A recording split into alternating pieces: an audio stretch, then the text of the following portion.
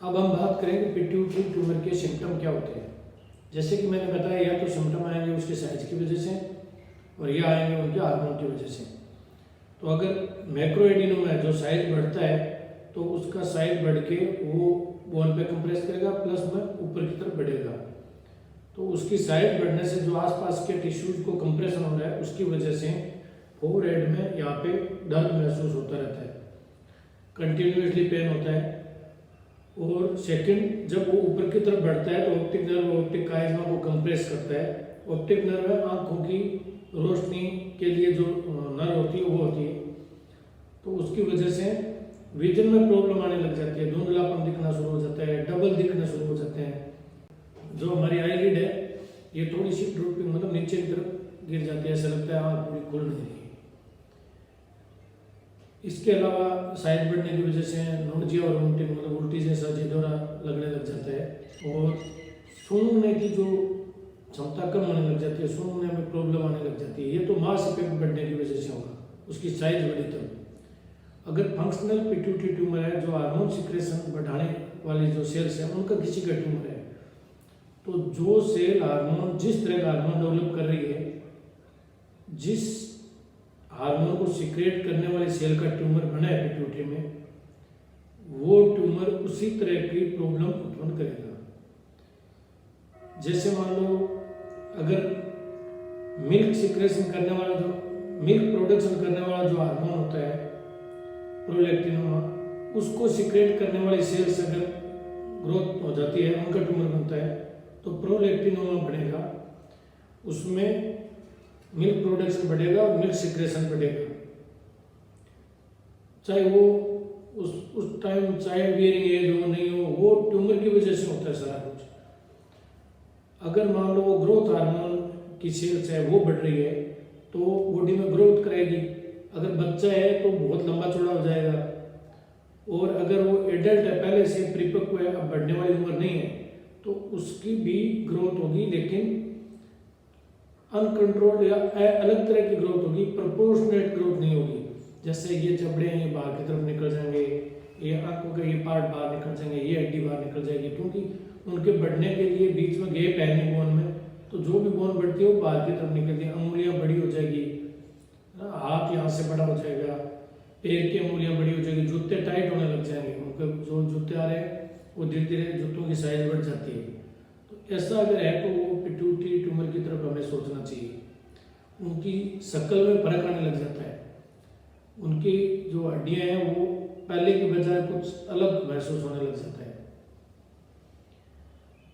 अगर मान लो दूसरे कोई हार्मोन है, जैसे सेक्सुअल रिलेटेड हार्मोन है, या एड्रिनल के हार्मोन है, या थायराइड के हार्मोन है, तो उनसे संबंधित भी जो जो पिक्चर्स होंगे, जैसे थायराइड वाले में अगर वो ज़्यादा सिक्रेशन वाला होगा तो हाइपरथायराइडिज्म हो जाएगा, कम वाला होगा हाइपोथायराइडिज्म हो जाएगा। किसी में गर्मी ज़्यादा लगेगी, किसी को कम लगेगी, किसी को भूख नहीं लगेगी। या फिर एड्रिनल है तो बॉडी का जो मिनरल सिस्टम है वो डिरेंज हो जाएगा।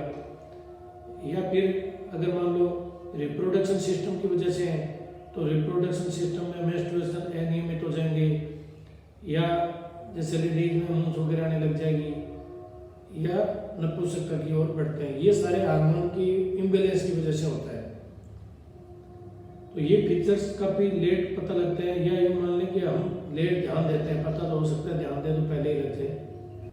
ये सारे सिम्टम्स जो और प्रॉब्लम की वजह से भी हो सकता है, लेकिन इसके भी होते हैं, इसलिए मैंने सिम्टम्स होते हैं।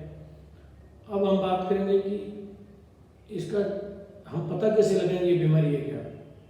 तो पहला तो ये कि हमें विजन चेक करें। अगर ऐसा कुछ लगता है हमारे दिखने में प्रॉब्लम आ रही है तो हमारी आंखों की विजुअल एक्यूटी बोलते हैं, तो वो चेक करें। सेकंड नंबर है ब्लड टेस्ट करा के हम हार्मोन का लेवल देख सकते हैं कि कोई हार्मोन तो नहीं बढ़ा है। जिस तरह की प्रॉब्लम आ रही है उसी तरह के हार्मोन का हम टेस्ट करें। तीसरी चीज़ है एमआरआई कराएं ब्रेन की, तो उसमें उसकी पिट्यूटरी की साइज का पता लग जाएगा।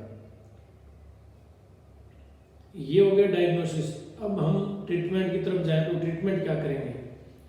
जैसे पिट्यूटरी ट्यूमर है तो छोटी ग्रंथि है जो ब्रेन के जस्ट नीचे है, तो उसका पहला ट्रीटमेंट सर्जरी है। अगर सर्जरी हो सकता है तो सर्जरी करें, एक ऑप्शन को छोड़ के। तो सर्जरी या तो नाक के थ्रू करते हैं, तो स्पिनोइड बोन के अंदर थी पिट्यूटरी ग्लैंड, तो उसको ट्रांस स्पिनोइडल एक्सीजन बोलते हैं, चाहे वो एंडोस्कोपिक हो, कंप्यूटराइज हो, वैसे हो। अगर बड़ा ट्यूमर हो जो इस रास्ते से नहीं निकल सकता है, तब आप क्रेनियोटोमी करके कर सकते हो, अदरवाइज ट्रांस स्पिनोइडल बेस्ट है। सेकेंड ऑप्शन आता है रेडियोथेरेपी। अगर सर्जरी करने के बाद में रेजिडुअल ट्यूमर रह गया, या सर्जरी करने के बाद भी इसकी फंक्शनल हार्मोन की वजह से जो बॉडी में प्रॉब्लम आ रही है वो अभी भी है, तो हम रेडियोथेरेपी की तरफ जा सकते हैं। उसमें रेडियोथेरेपी क्या होता है, या तो हम फ्रैक्शनेटेड जैसे रेडियोथेरेपी लगाते हैं 2 ग्रे पर फ्रैक्शन से 25-30 लगा दी, या फिर SRS स्टीरियोटैक्टिक रेडियोथेरेपी बोलते हैं, गामा नाइफ से या एक्स नाइफ से। उसमें एक ही फ्रैक्शन लगाते हैं लेकिन ज़्यादा डोज में लगा देते हैं। उस एक फ्रैक्शन में वो पिट्यूटरी है वो फंक्शनल नहीं रह पाती, तो उससे साइज भी नॉर्मल हो जाएगा और जो फंक्शन है वो भी कम हो जाएंगे। तो ये हो गया स्टीरियोटैक्टिक रेडियोथेरेपी, जो सिंगल फ्रैक्शन एक सीटिंग में भी ट्रीटमेंट कर सकते हैं। फिर आते हैं मेडिकेशन। तीसरा जो ट्रीटमेंट है कि क्या आप मेडिसिन देकर ट्यूमर को कम कर सकते हैं। मेडिसिन देके पिट्यूटरी को कम नहीं कर पाते हैं, लेकिन जो फंक्शनल पिट्यूटरी ट्यूमर है, जैसे मैंने बोला प्रोलेक्टिनोमा, जो मिल्क सिक्रेशन बढ़ा देता है, प्लस में जो प्रोलेक्टिन की मात्रा बॉडी में बढ़ जाती है, तो इसके लिए कुछ मेडिसिन होती है एंटीडोपामिन की, वो देते हैं। तो 6 महीने से लेके 1 साल के बीच में ट्यूमर का साइज ऑटोमेटिक कम हो जाता है। इन ट्यूमर में फिर सर्जरी नहीं करनी पड़ती। किसी भी सिम्टम को ज़्यादा नहीं सोचें कि अरे ये आ गया, क्योंकि हर सिम्टम नॉर्मली भी छोटी मोटी प्रॉब्लम की वजह से आता रहता है, तो उनको पिट्यूटरी ट्यूमर नहीं माने। ये जब होता है तो कंटिन्यूस कोई एक प्रॉब्लम रहती है तो हमें किसी डॉक्टर से ये चेकअप करवाना चाहिए। इसके लिए मैंने बताया। अगर आपको वीडियो पसंद आया तो आगे शेयर करें, जिससे ज़्यादा से ज़्यादा लोग इस चीज़ को जान सकें, क्योंकि ये बहुत ही इंपॉर्टेंट इश्यू है और इसमें आंखों की रोशनी कम होने लग जाती है और पेशेंट को पता ही नहीं लगता।